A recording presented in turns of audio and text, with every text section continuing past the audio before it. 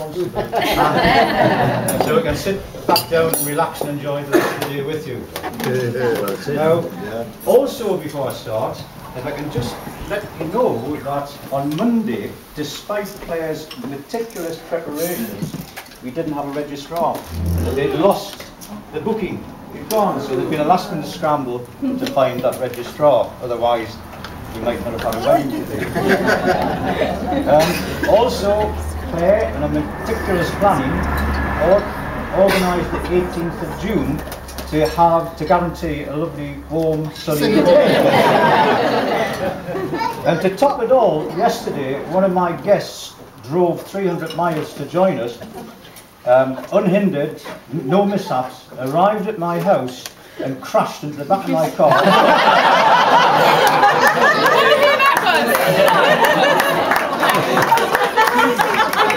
I'm not mentioning his name,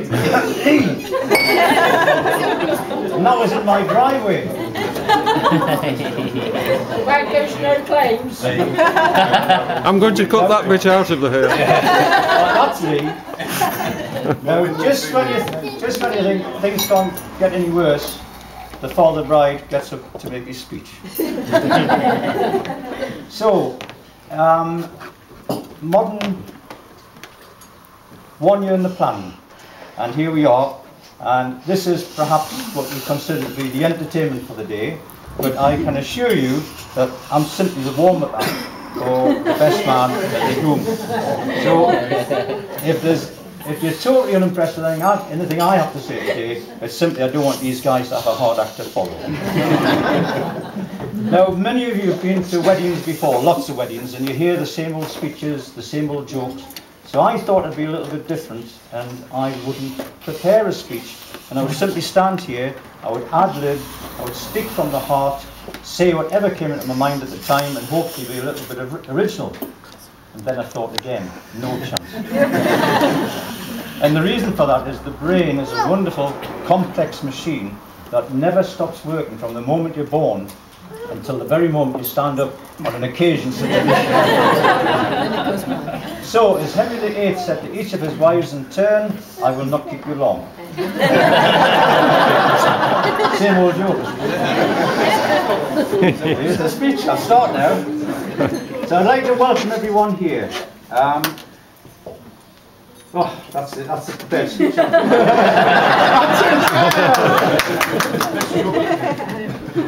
Right, especially to Margaret and Walter, who's Stephen's mother and father, and to all of his friends and family from Scotland here. And also a very warm welcome to all of our family who've travelled here from all over. And in fact, when I look at it, it's amazing how spread out families become. And I see that we've had people here, travelled here from Yorkshire, from Derbyshire, from Staffordshire, from, hang on now, from Buckinghamshire, from Wiltshire, and Wales, that's John, wherever you are, John. And we even have an Irishman here masquerading as a Scotsman in a kilt. Didn't I get John? Now, before you shout at me, we've also got a large contingent from the northeast of England. I hadn't forgotten you. We've got the Magpies from Newcastle. We've got the Black Cats from Sunderland. And we've got the Smoggies from Middlesbrough. Now, for those of you that don't know what I'm talking about, those are the nicknames that we give our football teams, you see. What Robins? Eh? Now, weddings are, I was going to say, now tonight actually, with all the northeast contingent, we don't really have much of a problem tonight with local rivalry, because we do have a lot in common. And that is we all support pretty ordinary football teams at the present time. So I don't think there's going to be too much trouble tonight, albeit I might start the ball rolling by simply saying Newcastle 5, Sunderland 1. Now, we dancing the gay garden there. Who was the top dogs? Well, we'll sort that out later. Now, weddings are a great opportunity for the ladies to come along and show off their new frocks and dresses, and they all look absolutely lovely. Their bonnets, their hats, and their fascinators. The things you learn when you come from a house full of women. And for the chaps who don't know what fascinators are, that is modelled by Moira and Margaret here. It's also an opportunity for the chaps to come along to don their kilts, because they like to show off their Highland dress. Yes. And also, it's an opportunity for me to come along and show off my 15-year-old double-breasted suit. You're all thinking that, weren't you?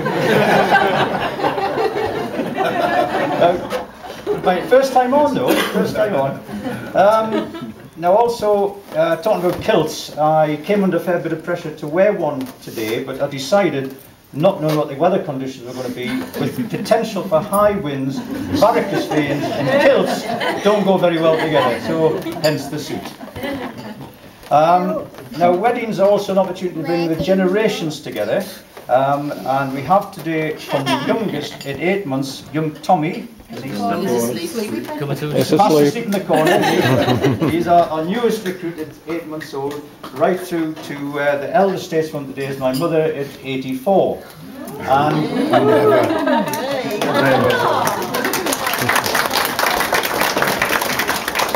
And I can't let the moment pass without mentioning and I know it's not my job, Mr. Bestman, but I apologise, but my little granddaughter Chloe, just to say how gorgeous she is, that's the flower girl today. So all you have to do, Mr. Bestman, is simply agree with me when it's your turn. But what we want as parents simply is for our children to be happy and content and settle down with the right partner, and that, ladies and gentlemen, is why we're here today. So, marriage. A friend of mine says that everyone should be married because no one deserves to be happy all of their life. For example, you know, I used to have a full head of hair, but with all the trials and tribulations, the responsibilities, you know, look at the state of me now, but that might have something to do with aging. But if you look at Stephen, he's a young chap. He's only been married for a couple of hours. But I'm sure they'll prove my friend wrong, and they'll be as happy in 40 years' time as they are today. And talking about 40 years, Moira and I celebrated our 40th wedding anniversary 2 weeks ago, so we hope that we've set a reasonable example for you to follow. Not a perfect one, but a reasonable one. Now, it's been said that a man is not complete until he is married, and then he is truly finished.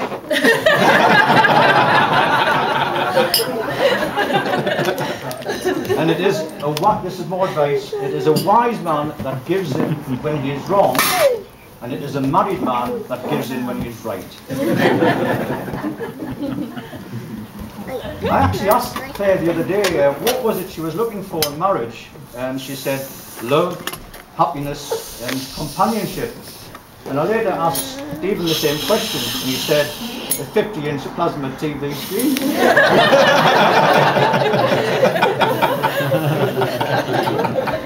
Now, if I could just use an analogy for marriage of a football team, in this case a team of 2, there's times when things are going very, very well, and you hit a winning streak, and you're scoring goals, and everything goes right.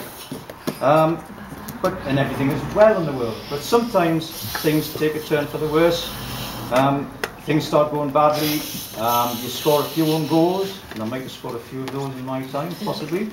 You make mistakes. You fall out with your teammates, mates in this case.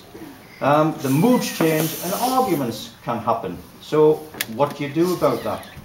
Well, you get back to the training ground, you discuss tactics, and you start thinking about what it was that made it so good in the first place. You rebuild that team spirit, and you then, if all of that fails, you go to your manager or your coach for advice. And in this case, you've got 2 managers, that's Walter and myself, and you've got 2 coaches, that's Margaret and Moira. So Walter, I think that's you and I redundant. I don't think Now, also more advice to you, I'm full of advice today. Thoughtfulness, ways to a happy marriage. Now, come birthdays and Christmases, flowers and chocolates are all very well, but you've got to put a bit of imagination into it. Now, if you take my example, over the years for Moira, I bought her a variety of electrical and cordless tools.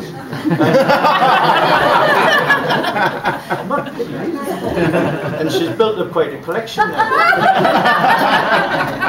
and it's not long ago I bought her these long-handled shears so she could get to the high energy. And also, actually, just recently I bought her one of these new Dyson hoovers with the ball attached, you know, easier for manoeuvrability. So anything to make her life easier. You could do it, that would make it easy. I'm from the northeast of England. But the big one, the big surprise was on Christmas. She came down and I said, I'll take her out in the back garden. So I took her out in the back garden and there was a present. Leaning up against the back of the house, gleaming in the sunshine, a brand new set of aluminium ladders.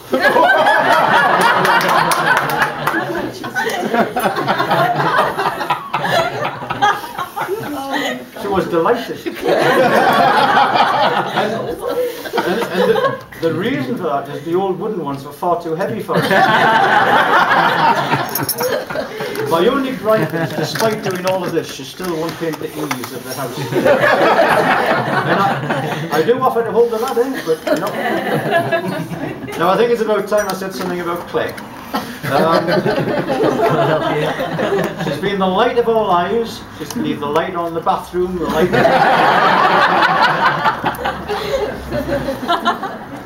But she came into the world quietly, happily contented, and I can honestly say that really she's gone through her life in very much the same vein, apart from maybe a few hiccup teenage years, which is the same for most, I think. But she's always been happy, contented, and never really brought any trouble to our door. So we're delighted that is the way it's been with Claire. She can be a bit of a daredevil. The family, we all went to Florida, to the parks, and Cheryl, Moira and I spent the whole fortnight standing watching her fly around at 100 miles an hour on all these rides that we were too frightened to go on. So she is a bit of a daredevil. More advice, Stephen. Sunshine, she does not take kindly to sunshine. Portugal, first day, burnt her feet, burnt her legs, couldn't walk for the fortnight. Sitting on Sarasota Beach, another holiday, under an umbrella, sunstroke, in bed, unconscious for 2 days. So, if you don't want your activities curtailed on honeymoon, keep her out of the sunshine. Now I better be careful with this bit, because this is the bit that Claire wrote.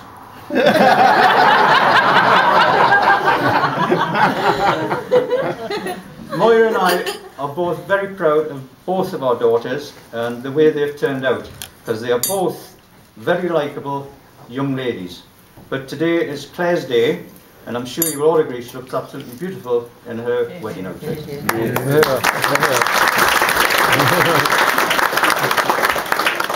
But as we all know, looks are only skin deep, and we are even more proud that Claire has grown into a confident, caring, sincere, hard-working and happy young woman, and she is also very kind, thoughtful and always reliable, just like her dad. Perhaps like Moira. Now Stephen, he is a quiet, reserved sort of chap, a man of few words, but we welcome him into the family, but I'm going to reserve judgment as to just how welcome until I hear what the best man's got to say about it. So all I can say is remember my advice, and you can come to me anytime for birthday ideas and Christmas ideas. So you'll be delighted to hear, ladies and gentlemen, all that remains for me to do now is to wish the happy couple a long and happy future. So ladies and gentlemen, a toast to the bride and groom. Bride and groom. Bye. Big